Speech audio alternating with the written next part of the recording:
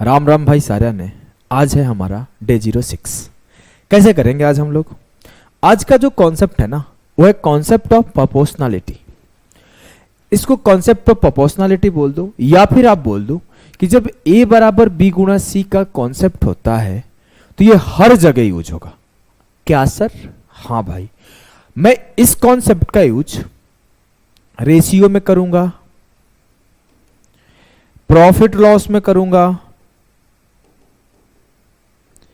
SI में करूंगा। SI में तो दबा के जड़ के एकदम एक लेक्चर ही इसके ऊपर रहेगा पूरा, और हैवी हैवी टाइप के सवाल रहेंगे। सीआई में नहीं करेंगे, सीआई में एक जगह थोड़ा सा यूज होता है, और किसी चैप्टर में मैं बोलूं तो इसी का यूज आपका टाइम एंड वर्क पूरा का पूरा चलता है इसी के यूज पर, और इसी के यूज पर पूरा का पूरा टाइम स्पीड डिस्टेंस चलता है। जो है ना कि स्पीड कांस्टेंट हो गया तो distance is inversely proportional to time, ऐसे ऐसे इनवर्सली नहीं होता है, ऐसे डायरेक्टली होता है। तो सब के सब यहीं से निकला है कि अगर आपके समथिंग बराबर है समथिंग इनटू समथिंग के, तो किसी एक को कांस्टेंट किया जाए तो किसी दो में रिलेशन क्या आएगा, या फिर किसी दो में चेंज किया जाए तो तीसरे में क्या चेंज आएगा। यही है a बराबर b गुणा c, कॉन्सेप्ट ऑफ प्रोपोर्शनलिटी। अब हम लोग देखो इसमें ना परसेंटेज में कुछ और लिख के करते हैं, टाइम स्पीड डिस्टेंस में कुछ और लिख के करते हैं, एसआईसीआई में कुछ और लिख के करते हैं, टाइम एंड वर्क में कुछ और लिख के करते हैं, लेकिन कॉन्सेप्ट यही यूज होता है। यहां पे क्या लिख के करते हैं ये देखते हैं। यहां पे हम लोग प्राइस, इनकम और एक्सपेंस लिख के करते हैं। कैसे करते हैं देखो, ध्यान से देखना।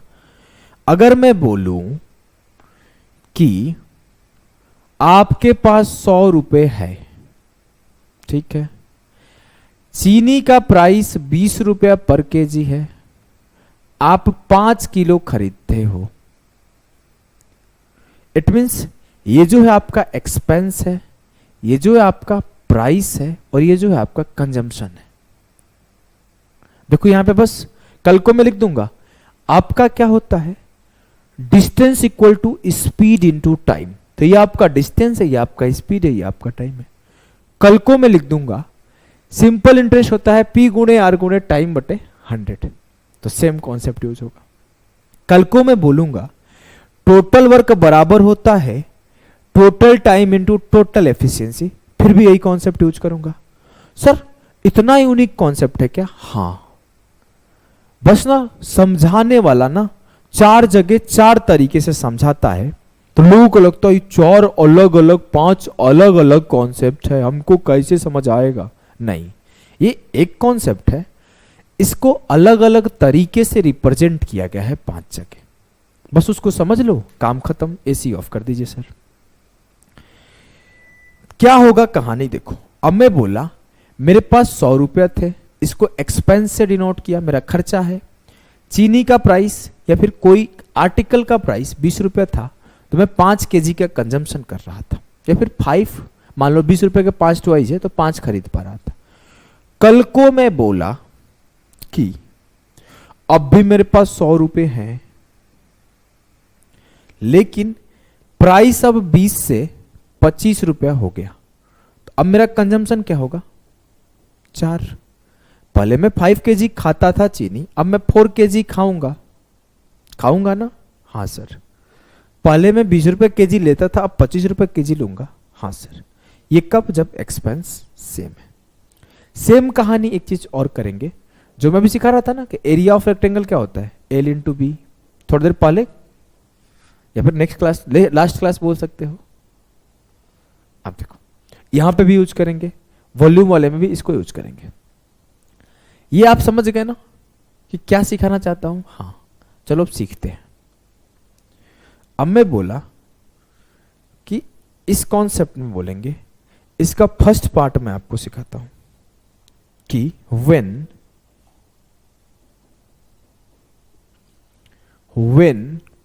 पतला कैसे हो गया इतना, व्हेन एक्सपेंस इज कांस्टेंट, या फिर कोई एक चीज अगर कांस्टेंट है तो क्या करते हैं? जब एक्सपेंस कांस्टेंट है, मतलब पहले भी 100 रुपये खर्च कर रहा था और अब भी 100 रुपये खर्च कर रहा हूं, तो पहले मेरा ई था, प्राइस मेरा पी था, P1 रुपये केजी था, और कंजम्पशन मेरा C1 था। पीछे वाले से एग्जांपल ले लो कि 100 रुपया था, 20 रुपये केजी मिल रहा था, 5 किलो खरीद के ला रहा था। अब भी मेरे पास 100 रुपया है, लेकिन प्राइस मेरा 25 हो गया, तो ई रुपीज अभी मेरे पास है, प्राइस मेरा P2 हो गया और कंजम्पशन मेरा C2 हो गया। अब मैं क्या करता हूं, डिवाइड करता हूं दोनों को। जब मैं दोनों को डिवाइड किया तो क्या मिला, ई से ई खत्म, हाँ सर, ई बटे ई खत्म, यहां मिला P1 बटे P2 गुणा C1 बटे C2। अब अगर मैं बोलूं P को एक साइड, C को एक साइड ले लो तो क्या होगा, तो P2 बटे P1 बराबर होगा C1 बटे C2। या फिर आप ऐसे लिख सकते हो कि जो प्राइस है वो इनवर्सली प्रोपोर्शनल है, व्युत्क्रमानुपाती है कंजम्पशन के। क्लियर, बोलोगे हाँ, तो सीधा स्टेटमेंट आपका क्लियर हो गया। When expense is constant then price is inversely proportional to consumption. ठीक है, बोलोगे जी सर, पीछे आओ। इसका मतलब आप ये बोल सकते हो कि जो प्राइस का रेशियो होगा उसका उल्टा होगा कंजम्पशन का रेशियो। चेक करके देखो सही किए हो क्या। 20 से 25 का रेशियो क्या है, 4:5। 4 से 5 जो है प्राइस का रेशियो है, और 5 से 4 जो है कंजम्पशन का रेशियो है। एक दूसरे का उल्टा है, मतलब हम लोग सब कुछ सही कर रहे थे। अब मैं कल को बोला कि आपके पास 100 रुपया ही था, 20 रुपया केजी ही मिल रहा था और 5 केजी ही खा रहे थे। एक दिन क्या हुआ कि रास्ते में जब आप लेने जा रहे थे, टक टक टक टक टक टक 20 रुपए का एक नोट मिल गया। अब आपके पास 120 रुपया हो गया, प्राइस अभी भी 20 रुपया है। अब आप 6 किलो लाओगे, बोलोगे हाँ सर। मतलब मैं बोला कि जब मेरा प्राइस सेम है तो एक्सपेंस और कंजम्पशन में कोई रिलेशन आया। तो एक अगला कॉन्सेप्ट आएगा आपका, इसके बाद लिखना आप, व्हेन प्राइस इज सेम। तो क्या कहानी है, जब प्राइस सेम है तो प्राइस इधर है, तो एक्सपेंस इधर था E1 था, प्राइस P था, कंजम्पशन C1 था। अब एक्सपेंस E2 है, प्राइस P ही है और कंजम्पशन C2 है। दोनों को डिवाइड कर दिया तो E1 बटे E2 बराबर C1 बटे C2। या फिर बोल सकते हो कि expense is directly proportional to consumption. Expense is directly proportional to consumption. इसका मतलब क्या है सर, इसका मतलब यह है कि जिस रेशियो में मेरा खर्चा है उसी रेशियो में मेरा कंजम्पशन है। काट के देखो, 20 5 100, 20 6 120।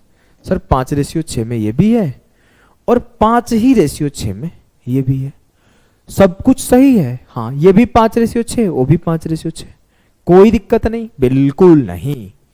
अब एक कहानी और है, 100 रुपया आपके पास था,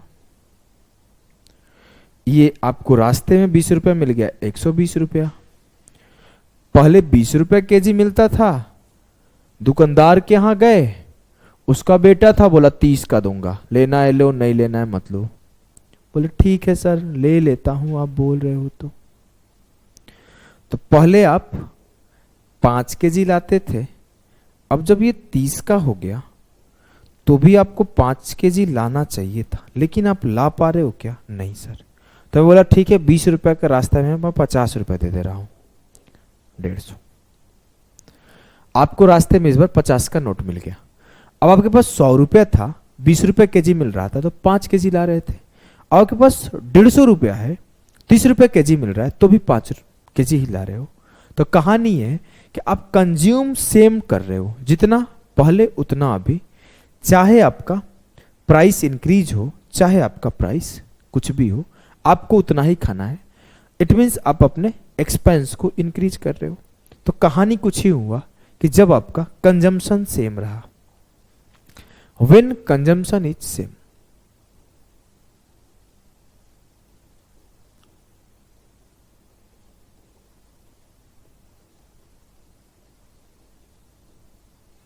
जब कंजम्पशन सेम है तो मान लिया कि मेरा एक्सपेंस इवन था, प्राइस P1 था, C यूनिट खा रहा था।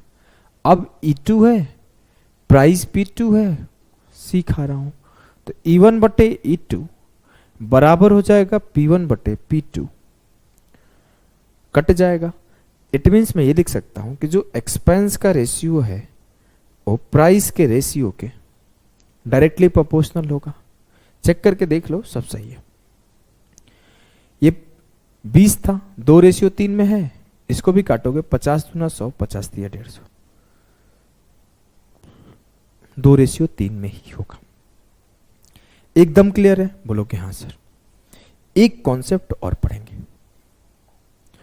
अगर मैं बोलूं कि किसी 2 में चेंज कर दूं और तीसरे में चेंज पूछूं, लाइक मैं बोलूं कि मेरा, ये तो फॉर्मूला याद हो गया आपको कि एक्सपेंस बराबर है प्राइस गुणे कंजम्पशन।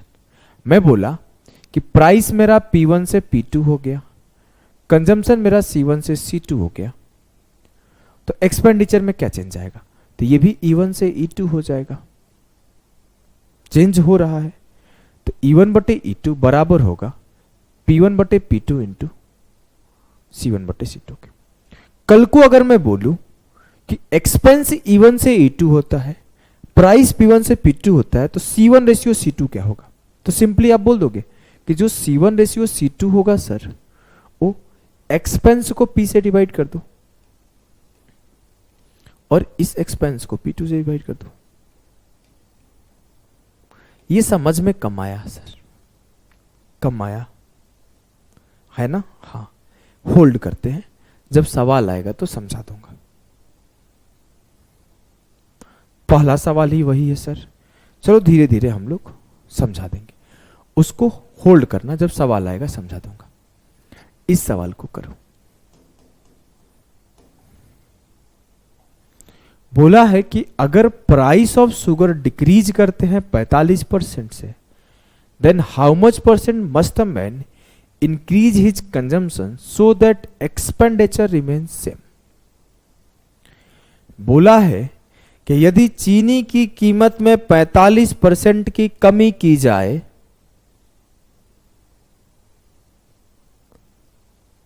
तो एक व्यक्ति को अपने उपभोग में कितने प्रतिशत की वृद्धि करनी चाहिए ताकि व्यय समान रहे? सर मेरे को आप बताए थे कि जब एक्सपेंस सेम होता है तो जो प्राइस और कंजम्पशन का रेशियो आता है वो इनवर्सली प्रोपोर्शनल आता है। हाँ, अब वो बोल रहा है 45% से डिक्रीज करो, तो पहले मैं 45% का रेशियो लिखा, फ्रैक्शन वैल्यू लिखा, तो 5 9 45 और 20 5 100। मतलब कि जो मेरा प्राइस रहा होगा वो क्या रहा होगा? वो रहा होगा 20, लेकिन 9 उसमें डिक्रीज होके 11 हो गया। अब मुझे पता है कि जो मेरा कंजम्पशन होगा वो क्या होगा sir?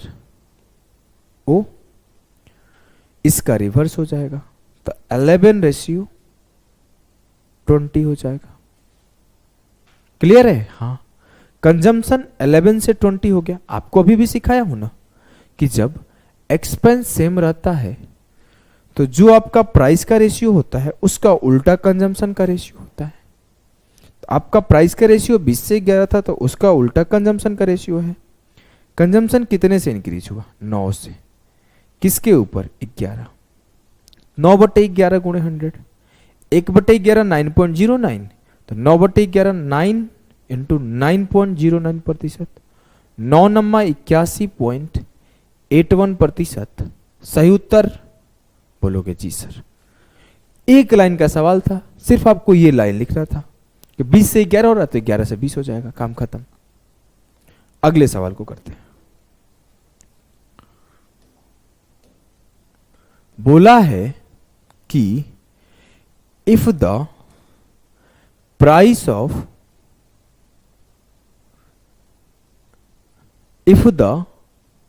Of banana is increased by 30%, then by how much percent must a man decrease his consumption so that expenditure remains same?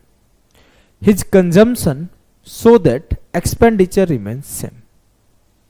यदि केले के मूल्य में 30% की वृद्धि की जाती है, कुछ भी हो, एक कहानी पता है कि उसका व्यय समान रहना चाहिए, तो उसको अपने उपभोग में कितने की वृद्धि करनी चाहिए? वृद्धि तो होगा नहीं, कमी होना चाहिए था ब्रो। चलो देख लेते हैं। प्राइस 30% से हाइक हुआ, मतलब 3/10। प्राइस 10 से 13 हो गया, तो आपका कंजम्पशन 13 से 10 हो जाएगा, simple.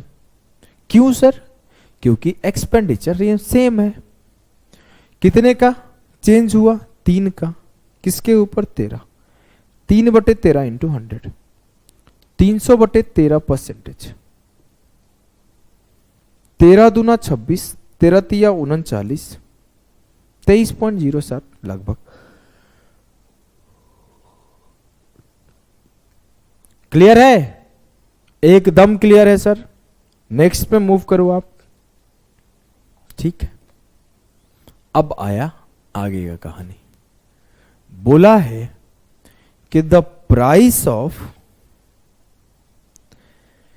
Pulse is increased by 6.66% and consumption of it increases by 4 सही 1/6%, then what is percentage change in expenditure on pulse? कहानी बदल गया, कहानी बदल गया। यहां पर क्या बदला है, ध्यान से देखना। अभी थोड़ी देर पहले सिखा रहा था कि क्या होता है, प्राइस इनटू कंजम्पशन बट बराबर होता है एक्सपेंडिचर। यही बता रहा था ना, एक्सपेंडिचर बराबर प्राइस गुणे कंजम्पशन। हाँ सर। अब यहां पे इसको अप्लाई करो। पहले बोला प्राइस में कुछ चेंज हुआ, फिर बोला कंजम्पशन में कुछ चेंज हुआ, तो बराबर क्या होगा? एक्सपेंडिचर के। देखो यहां सिखा रहा था, बोला था ना सवाल आएगा तो समझा दूंगा कि पहले मेरा एक्सपेंडिचर कुछ भी था, पहले मेरा प्राइस कुछ भी था, पहले मेरा कंजम्पशन कुछ भी था। अब मेरा एक्सपेंडिचर कुछ और है जब मेरा प्राइस कुछ और है, जब मेरा कंजम्पशन कुछ और है। तो इसी को मैं लिखता हूं यहां पे कि पहले लिखने से पहले हम लोग एक काम कर लेते हैं कि बोला है कि दाल की कीमत में 6.66% की वृद्धि है, तो 6.66% का मतलब सर ये होता है, कितना होता है भाई? 6 से 2/3, 1/15।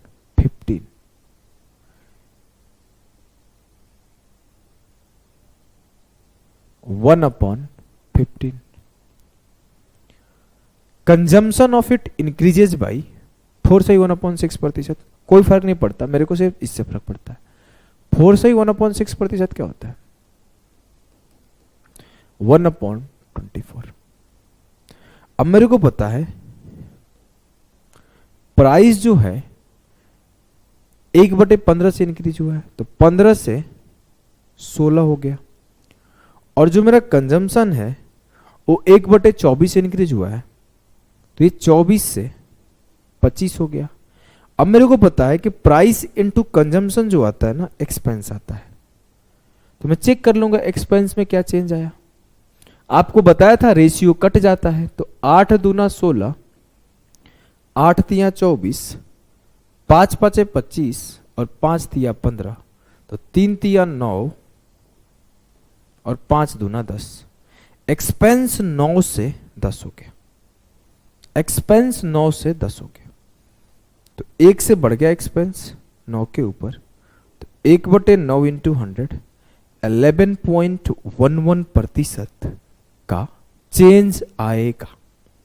क्लियर है एकदम। चलो आगे करो।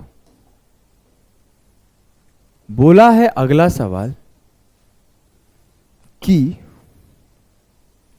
The price of sugar is decreased by 45%, by how much प्रतिशत must a man increase his consumption so as expenditure will increase by 21%। अब की कहानी बदल गया। सिखा रहा था ना थोड़ी देर पहले, देखो यही कि कल को आपको अगर कंजम्पशन का रेशियो पूछेगा तो सीधा क्या करोगे, एक्सपेंस के रेशियो को प्राइस के रेशियो से डिवाइड कर दोगे। चलो मैं इसको समझाता हूं। अब आपसे बोला है कि आपको प्राइस जो है 45% से कमी आई। 45% का मतलब क्या होता है सर? 5 निमा 45, 5 निमा 45 और 20 25 100, मतलब प्राइस 20 से 9 कम 11 हो गया। कितना से आदमी को कंजम्पशन इंक्रीज करना चाहिए?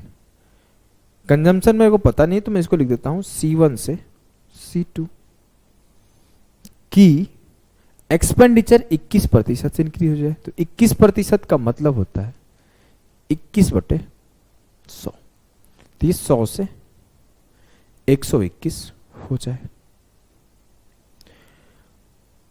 अब मैं अगर 20 इंटू C1 बराबर 100 है, 11 इंटू C2 बराबर 121 है, तो C1 रेशियो C2 क्या होगा? C1 बराबर होगा 100/20। जी सर। C2 बराबर होगा 100/11। तो C1 रेशियो C2 क्या है? मैं यही चीज तो समझा रहा था। जो एक्सपेंस की रेशियो है उसको प्राइस के रेशियो से काट दो। अगर ये काट पाते तो क्या ऊपर की झमेला इतना लिखने की जरूरत थी क्या? नहीं, सीधा ये फाइनल राउंड लिखो और आंसर पाओ कि ये 100 से 121, 20 से 11 काट देता हूं। ऐसे काटता हूं, देखो एक तरीका से काटता हूं। 11 एक रहा 121, इस 20 को यहां मल्टीप्लाई कर दिया, 100 से 220। क्यों किए सर? 100 के ऊपर 120 का वृद्धि है, 120 का ग्रोथ है, इट मीन्स 120/100। लिखने की जरूरत क्या है, सीधा सीधा आप बोल सकते हो कि 120/100 इंटू 100 120% का ही इंक्रीज देगा। सिर्फ आपको एक लाइन लिखना था इस सवाल के लिए, बिल्कुल आपको मेहनत नहीं करनी थी, इतना से ही आंसर आता। ये समझाने के लिए लिखा हूं, सीधा ये आंसर कि एक्सपेंस का रेशियो को प्राइस के रेशियो से डिवाइड कर दिया। क्लियर है? बोलोगे जी सर। चलो एक सवाल और है। बोला है the price of rice is decreased by 12.5%। अब मैं सवाल को पढ़ूंगा और करना स्टार्ट करूंगा, पढ़ के इंतजार थोड़ी करूंगा। 12.5% का मतलब क्या होता है? 1/8। बोला कि प्राइस जो है ना वो 8 से 7 हो गया, ठीक है, एंड देन इंक्रीज बाई 28.56%। भैया प्राइस 2 बार चेंज हुआ है। हाँ, 28.56 का परसेंट का मतलब क्या है? 2/7। ये 7 से 9 हो गया। पहले 8 पर 1 की कमी हुई, अब 7 पे 2 की बढ़ती हुई, तो 7 से 7 खत्म। अगर मैं बोलूं कि सिर्फ प्राइस में क्या चेंज आया, तो प्राइस अगर पहले 8 रहा होगा तो अब 9 हो गया होगा। ये प्राइस का रेशियो में चेंज है। अब आगे बोला है कि अगर वो 35% ज्यादा खर्चा करता है, एक्सपेंस करता है, तो उसका एक्सपेंडिचर कैसे चेंज है? 100 से 135। 100 से 135 उसका एक्सपेंडिचर चेंज है। तो बोला है चेंज इन कंजम्पशन बताओ। कंजम्पशन चेंज के लिए एक्सपेंडिचर के रेशियो को प्राइस के रेशियो से डिवाइड करना होता है। 9 से काटो, 15 9 135, 8 से मल्टीप्लाई कर दो, 100 रेशियो 120। कितने का इंक्रीज है? 20 का। It means 20%। क्लियर? बोलोगे हाँ। हो सकता है यहां किसी को कंफ्यूजन हुआ हो, तो एक बार फिर से समझाता हूं कि वो 2 बार प्राइस में चेंज किया था। एक बार कुछ से घटा, कुछ से बढ़ा, तो मैं जो परसेंटेज इंक्रीज डिक्रीज बेसिक पढ़ाया था ना, उसी का अप्लाई कर दिया कि अगर एक बार बढ़ा एक बार घटा तो फाइनल उसमें चेंज इतना का आया। तो मेरा प्राइस का चेंज ये है, मेरा एक्सपेंस का चेंज ये है, तो एक्सपेंस बटे प्राइस, उत्तर में 20%। देखो आगे आ जाओ। अब थोड़ा सा कहानी बदलेगा, इसको बाद में करें क्या?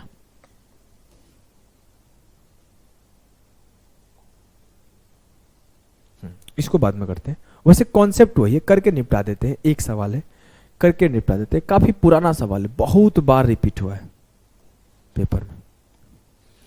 बोला है price of a movie ticket in Z square mall is decreased by 1%। भैया प्राइस 1% से डिक्रीज किया गया। यार इस सवाल में गड़बड़ लग रहा है मेरे को। यहां 83 से 1/3%, यहां 8 से 1/3% है।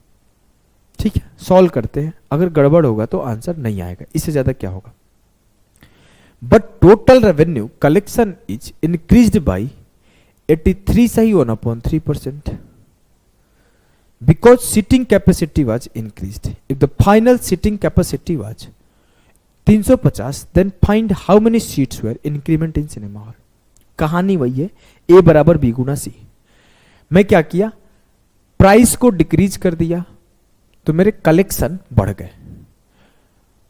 क्या होगा, टिकट का price into number of people बराबर टोटल कलेक्शन, वही होगा ना। मान लो 10 लोग हैं, 10 रुपए का टिकट मिल रहा था, 100 रुपए आ रहे थे। अब 20 लोग हैं, 30 रुपए का टिकट मिल रहा है, या फिर घटा दिया तो भी टोटल कलेक्शन आएगा। तो मुझे चेंज कैसे मिला, एक टोटल कलेक्शन में चेंज मिला।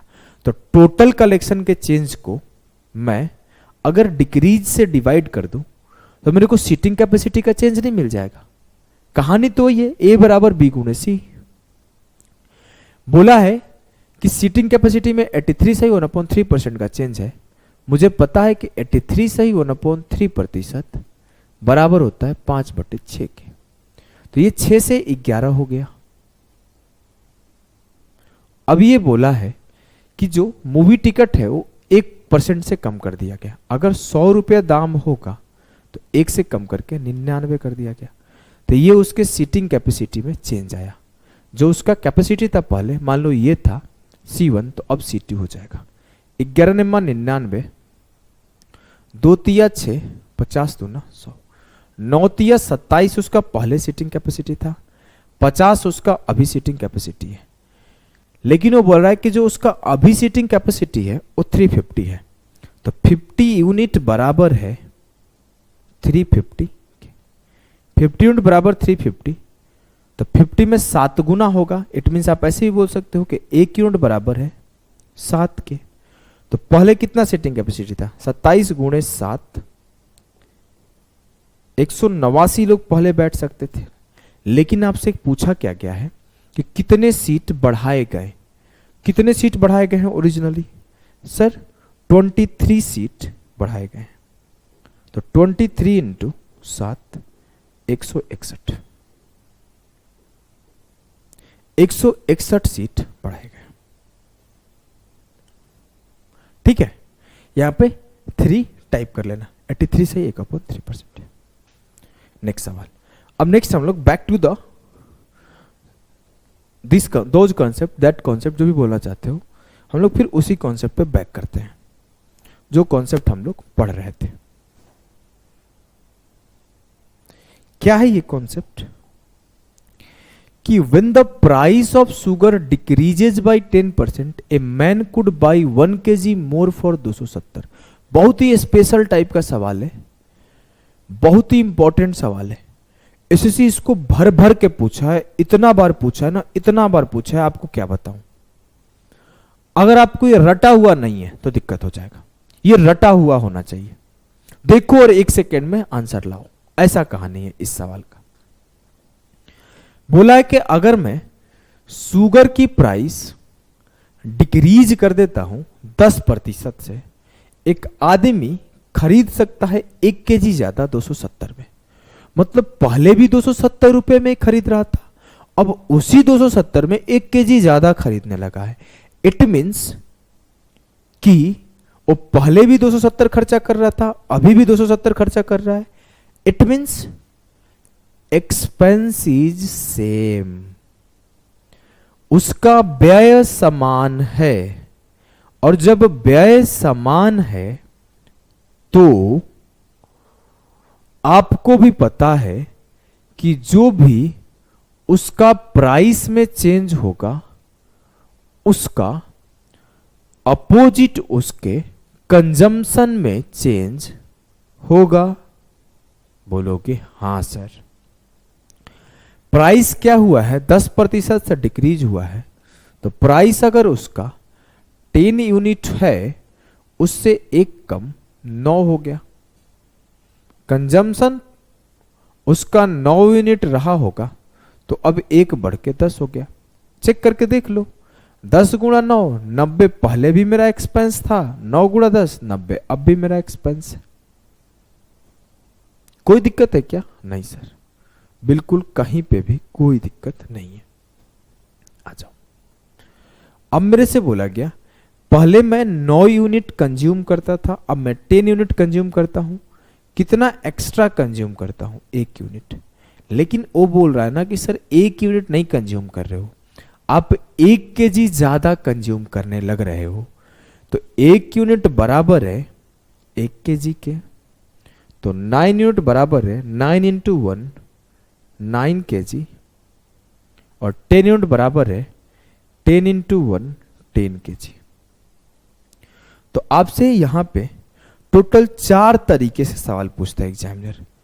पहला सवाल पूछेगा कि व्हाट इज, सीधा लिखता हूं, फाइंड हिज ओरिजिनल कंजम्पशन। तो पहला सवाल पूछेगा कि उसका ओरिजिनल कंजम्पशन क्या था, वो मूल रूप से कितना खाता था।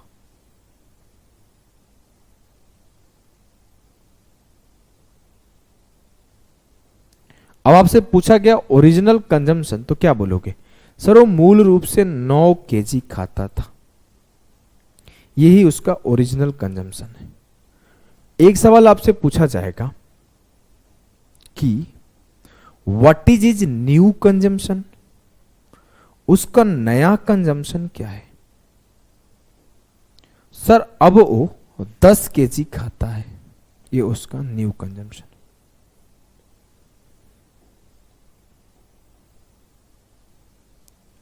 तीसरा सवाल पूछेगा what is is his original price,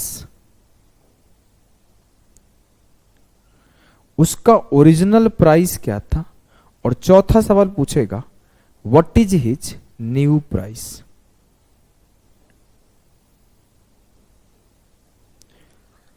जब वो 9 केजी खाता था तो कितने रुपए में 9 केजी लाता था? 270 रुपए। तो 270 बटे 9 30 रुपये पर केजी खरीद के लाता था। तो what is his original price? 30 रुपये। जब वो 10 केजी खाता है तो भी 270 खर्च करता है, तो 270 में 10 केजी लाता है, तो 1 केजी का दाम 270 बटे 10 27 केजी। तो what is his new price? 27 KG, 27 RS। आपसे टोटल 4 सवाल एग्जामिनर पूछ सकता है। आप यहां से भी कर सकते थे कि इसका 10 यूनिट बराबर है 30 के, तो 9 यूनिट बराबर होगा 27 के। ये उसका जो है न्यू प्राइस है और ये उसका जो है ओरिजिनल प्राइस है। ठीक है, बोलोगे जी सर। अब आपसे बोला गया तो प्रति किलो चीनी का मूल कीमत क्या होगा, इट मीन्स ओरिजिनल प्राइस क्या होगा। क्या आपसे ये 4 सवाल पूछेगा एसएससी तो चारों का चारों जवाब नहीं दे दोगे एकदम सर? तो चलो आओ, आगे का जवाब आपका अब मैं नहीं देने वाला।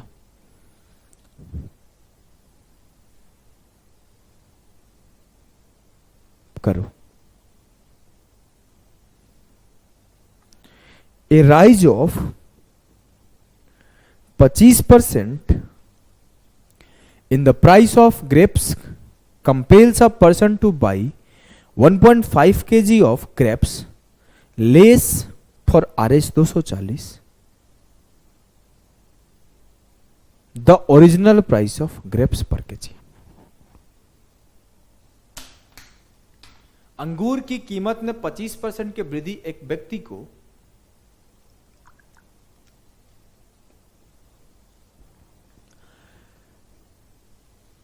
240 रुपए में 1.5 किलो अंगूर कम खरीदने के लिए मजबूर करती है, तो प्रति किलो अंगूर की मूल कीमत क्या है? बताओ जल्दी से।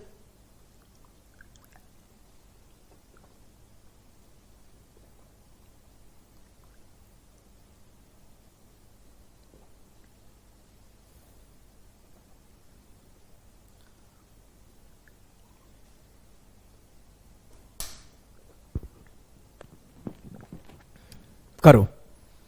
25% का मतलब क्या होता है सर? 1/4। मेरा 240 मतलब मेरा एक्सपेंस सेम है। हां सर। तो जो मेरा प्राइस का रेशियो होगा वो क्या होगा? 4 से 5। प्राइस बढ़ गया है तो जो मेरा कंजम्पशन का रेशियो होगा वो 5 से 4। कंजम्पशन कितने से कम हो गया सर? 1 यूनिट से कम हो गया, लेकिन वो तो बोल रहा है कंजम्पशन आपके 1.5 kg से कम हो गया, तो 1 यूनिट बराबर है 1.5 kg के। इट मीन्स 5 यूनिट बराबर है 5 इंटू 1.5 7.5 kg के। इट मीन्स 4 यूनिट बराबर है 4 इंटू 1.5 6 kg के। जब वो 240 रुपया था तो 6 kg खरीद के लाता था, तो 240/6 40 रुपया उसका नया प्राइस होगा। इट मीन्स 5 यूनिट बराबर होगा 40 के, तो 5 8 40, तो जो उसका ओरिजिनल प्राइस होगा 4 8 32 होगा। पूछा गया ओरिजिनल प्राइस बताओ, 32 टिक करके निकल जाओ। 4 चीजें निकाला जा सकता है, चारों का चारों निकाल के फेंक दोगे 1 सेकंड में। ना ज्यादा सोचना ना ज्यादा कहानी, सीधा आंसर उत्तर। अगले सवाल पे आ जाओ। इसको तो मेरे को लगता है आप खुद कर लोगे भाई, अब तक तो आपका हो भी गया होगा मेरे यारा। इसमें हलवा सवाल है, सेम टाइप का सवाल है। A reduction of 10% in the price of sugar enables a housewife to buy 6.2 kg more for 1116। The reduced पर kg इज, चीनी की कीमत 10% की कमी की गई। इट मीन्स 10 से 9 किया गया, तो वो सीधा स्टेप मार देंगे, तो 9 से 10 कंजम्पशन होगा। 1 का कमी हुआ मतलब 1 यूनिट बराबर 6.2 kg, तो 10 यूनिट बराबर 62 kg।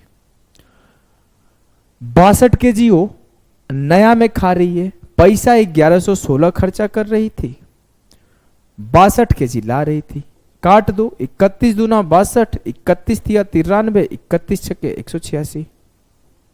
जो उनका नया प्राइस होगा 18 RS पर kg होगा। 9 यूनिट बराबर है 18 के, तो 10 यूनिट बराबर होगा 20 के। लेकिन आपसे बाय डिफॉल्ट पूछा गया है घटी हुई या फिर नई कीमत बताओ, तो 18। मुझे नहीं लगता कि इसमें कोई इशू होगा भाई, आसानी से सॉल्व हो गया होगा। चलो हम लोग आगे बढ़ते हैं थोड़ा सा चेंज की तरफ। इसे करो।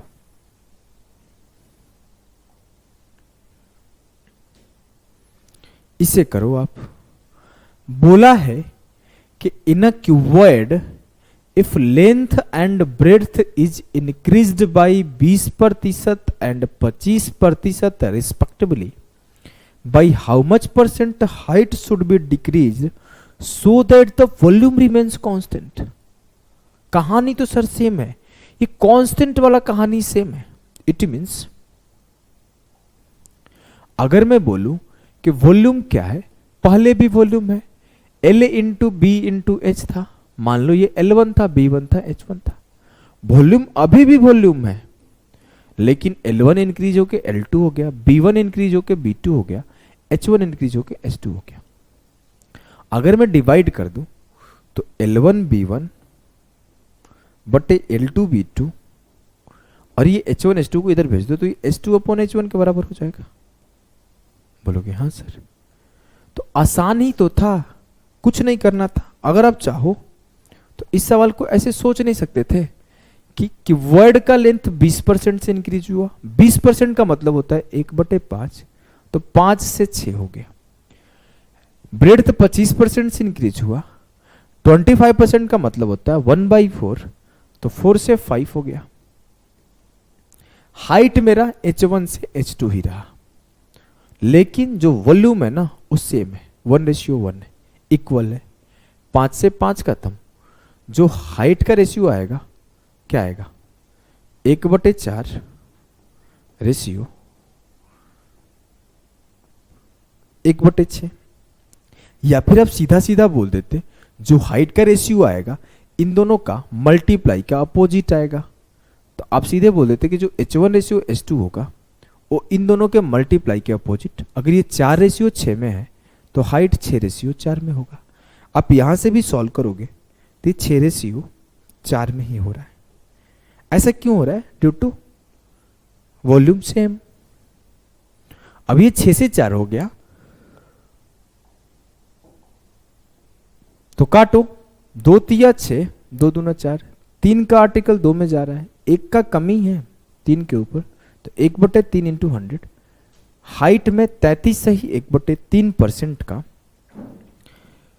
33 सही 1/3% का जो किया गया है वो क्या किया गया है, कमी किया गया है। ठीक है, बोलोगे जी सर। चलो इसी कॉन्सेप्ट को दोहराते हुए आगे का पार्ट करेंगे। देखो ये सब परसेंटेज इंक्रीज डिक्रीज का पार्ट है, इसको बढ़ा रहे उसको घटा रहे, इसको बढ़ा दिए उसको घटा दिए, बस कुछ है नहीं, हलवा सवाल होता है। Radius of the cylinder is increased by 25%, then how much percent the height must be decrease so that the volume of cylinder increases by 32%। Last class में भी ये कॉन्सेप्ट सिखाया था कि जो सिलेंडर का वॉल्यूम होता है वो πr² होता है, लेकिन जब परसेंटेज इंक्रीज डिक्रीज हो तो पाई का कोई इज्जत नहीं, मुझे r² को देखना होगा। अब बोला गया कि रेडियस को 25% से इंक्रीज किया गया। 25% का मतलब क्या होता है, 1/4। It means radius increased by 4 से 5। रेडियस सर 2 बार इंक्रीज होगा क्योंकि r इंटू h है, तो फिर से एक बार 4 से 5 रेडियस। लेकिन सर हाइट ना कोई चेंज नहीं होगा, हाइट तो निकालना है H1:H2। ये खुद ही बोला है कि वॉल्यूम जो है ना 32% से बढ़ गया, तो इसको 100 से 132 कर देते हैं।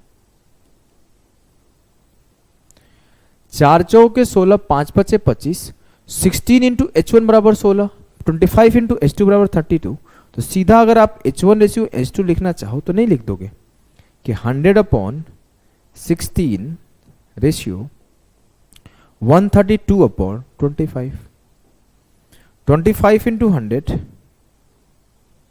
क्यों ऐसे करना, देखो एक तरीका बताता हूं। इसको 16 से गुणा कर दो, 16 दूना 32, 16 तिया 48 और 3 51, 16 कम 16 और 5 21, 2112/25 और यहां 100 है। इसको 25 से ना डिवाइड करके ऊपर नीचे 4 से मल्टीप्लाई कर दो तो क्या होगा, 100 रेशियो 4 दूना 8, 4 एकम 4, 21 चौक 84। इसको 100 से डिवाइड किया 84.48। पहले मेरा वॉल्यूम, पहले मेरा हाइट 100 यूनिट था, अब मेरा हाइट 84.48 है। कितने का डिक्रीज है सर, 15.52 का डिक्रीज है 100 के ऊपर। 100 के ऊपर जितना का डिक्रीज होता है या फिर इंक्रीज होता है उतना ही प्रतिशत का इंक्रीज डिक्रीज होता है। क्लियर है एकदम। चलो आगे सॉल्व करो इस सवाल को, तगड़ा सा सवाल है।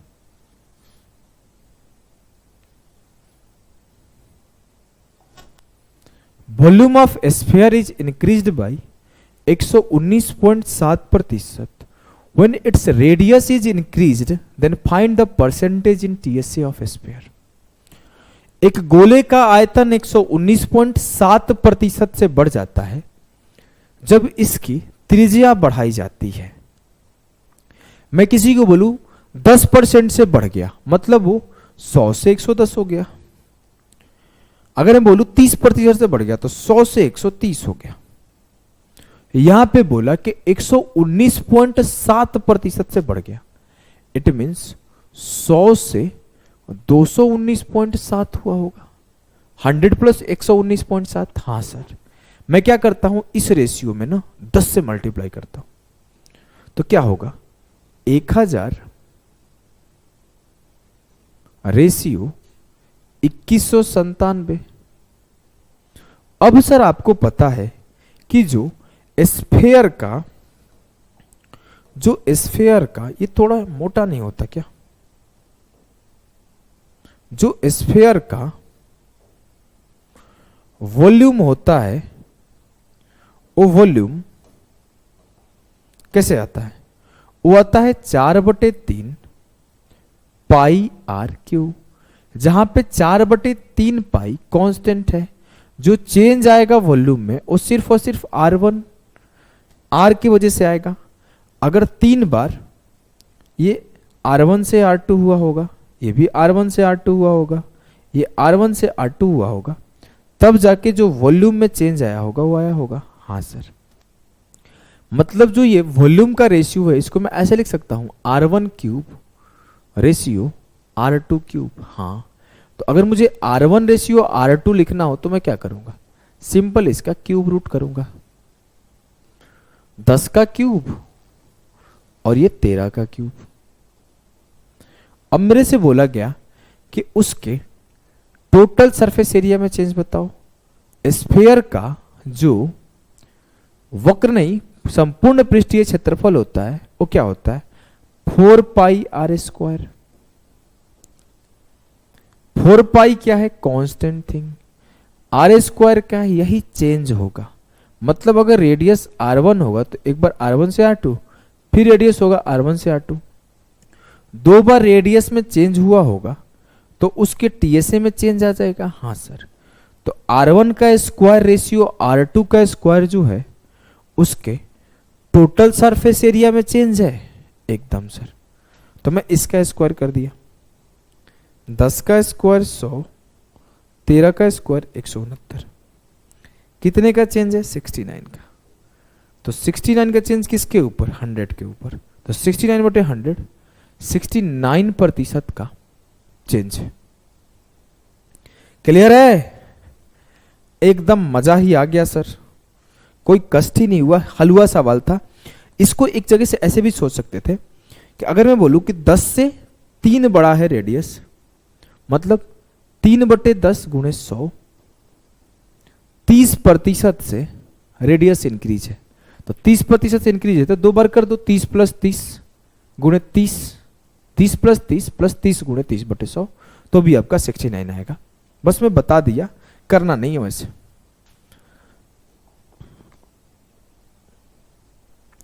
इंक्रीज डिक्रीज का मोस्ट इंपॉर्टेंट पार्ट बोला था ना, टैक्स में 2 टाइप के सवाल बनते हैं। एक टाइप का सवाल हम लोग वहां करे थे और एक टाइप का सवाल यहां करेंगे। इस सवाल को सोचो, सोचने से पहले हम लोग ना इसका बेसिक पढ़ते हैं। बेसिक पढ़ ले? हाँ पढ़ लेते हैं। बेसिक इसका वही है कि A बराबर B गुणा C। कैसे सर? मैं बोलूं कि टैक्स होता क्या है? R% T% tax. मैं बोला कि मैं 1000 रुपए महीना कमाता हूं और मेरे को सरकार बोली कि इस पे आपको 18% की GST देनी है, तो 1000 का 18% कितना आएगा? 180। तो अगर मैं बोलूं ये मेरा इनकम था, ये मेरा रेट ऑफ टैक्स था और ये मेरा टैक्स था। तो जो इनकम टैक्स होता है वो क्या होता है, जो इनकम टैक्स होता है, जो टैक्स होता है वो क्या होता है, इनकम गुणे R%। तो कहानी यही नहीं है कि A बराबर B गुणे C। हाँ सर, अगर मैं कल को बोलूं कि मैं 10,000 रुपीज कमाता था और 10% का टैक्स भरता था, तो मैं 1,000 रुपये भर रहा था। अब मेरा क्या हुआ कि मैं 20,000 रुपये कमाने लगा, लेकिन सरकार बोली बेटा आज से आपको 5% भरना है, तो भी मैं 1,000 भर रहा था। भर रहा हूं ना? बोलोगे हाँ सर, जब 10,000 कमा रहे तो 10% भर रहे थे, 20,000 जब कमा रहे तो 5% भर रहे थे 1,000। तो कहानी निकल के आया, when tax is same, when tax is same, वही वाला कहानी है जो इनकम एक्सपेंडिचर का था, बस यहां पे टैक्स लिख दिया गया है। तो टैक्स सेम होगा तो क्या होगा, इसको मिटाता हूं मैं।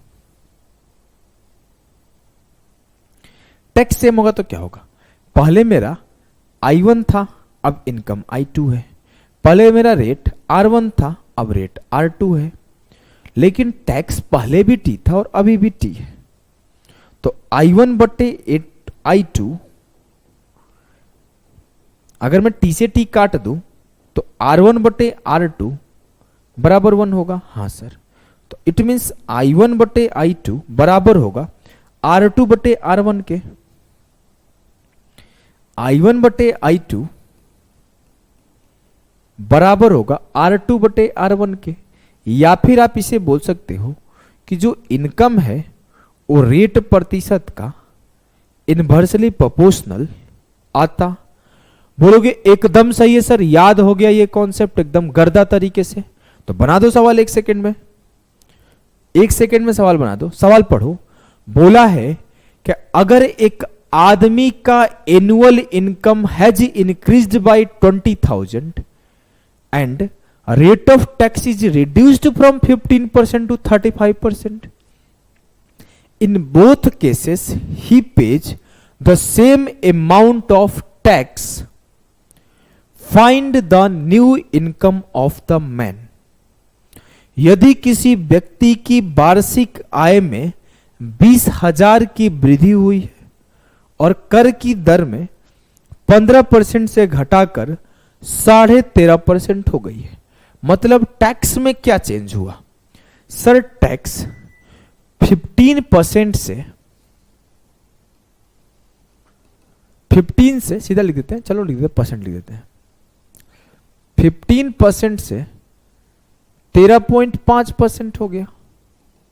तो ये टैक्स का रेशियो क्या हुआ? परसेंट से परसेंट खत्म। 15 एकम 15, 15 काटने से पहले हमने क्या किया? 10 से मल्टीप्लाई कर दिया, तो ये 150 रेशियो 135 हो गया। अब मैं क्या किया? 15 से काट दिया, तो जो मेरा टैक्स का रेशियो था वो 10:9 था। और जब मैं भरने वाला टैक्स है वो सेम भर रहा हूं, तो जो मेरा रेट परसेंट का रेशियो है उसका रिवर्स इनकम का रेशियो आएगा। मतलब पहले अगर मैं 9 यूनिट कमाता था तो अब 10 यूनिट कमा रहा होऊंगा, लेकिन वो बोल रहा है कि मैं 20,000 ज्यादा कमाता हूं।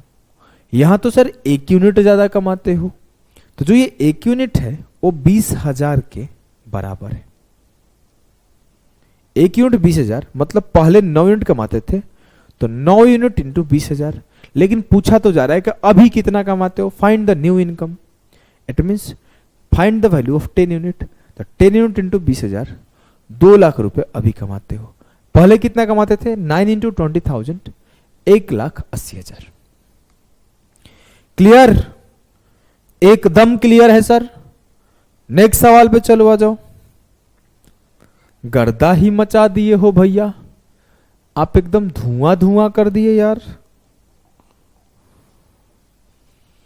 When income of a man increases by Rs 9,000 but tax rate reduced from 20% to 16%, While in both the situation 25% of the income is tax free, find his initial income if he paid equal tax in both cases.